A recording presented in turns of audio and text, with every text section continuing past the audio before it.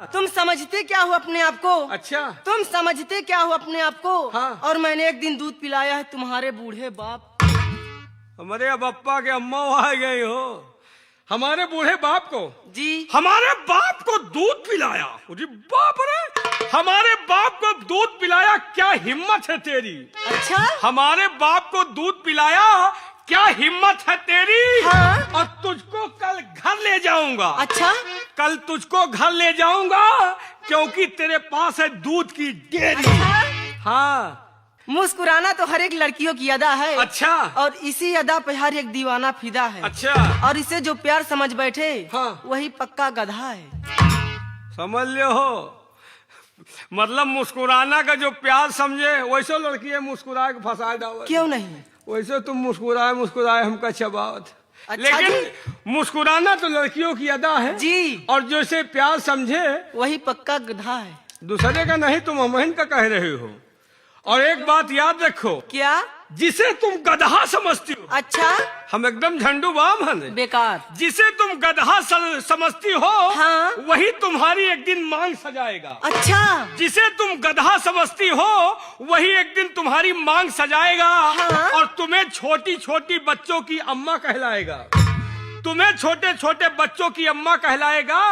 और तुम अपने आधार कार्ड से नाम कैसे कटवाओगी मैडम? कैसे जी? क्योंकि एक दिन इसी गधा की तुम गदही कहलाओगी। मियाँ जी। हाँ। मैं मान गई आपको। अबे कहाँ मानी हो, धीरे धीरे मान जाई हो। मैं मान गई। हाँ। चलिए, आप भी जीत गए, मैं भी हार गई। हार गई? जी हाँ। तो फिर एक काम करो। क्या? पकड़ के अंदर करो। क्या?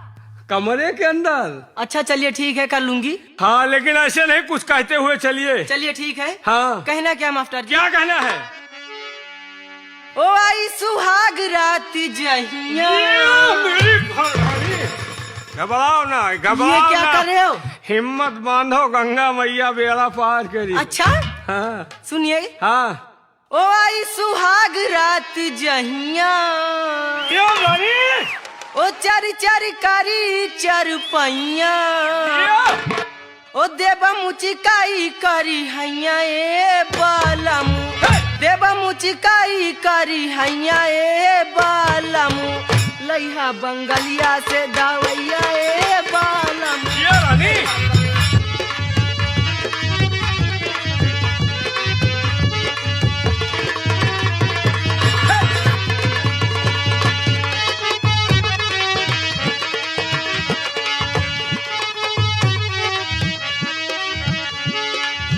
आई सुहाग रात जहिया।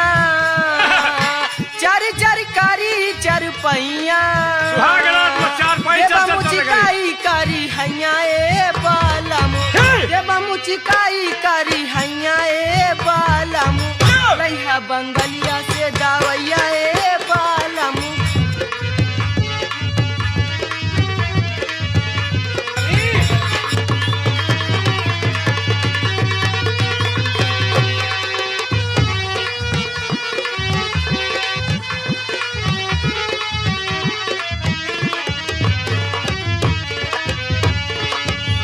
किसमिस बना देबा अंगूर जैसन देहिया। लगता विटामिन विटामिन खैबू जहिया। बहुत अच्छे।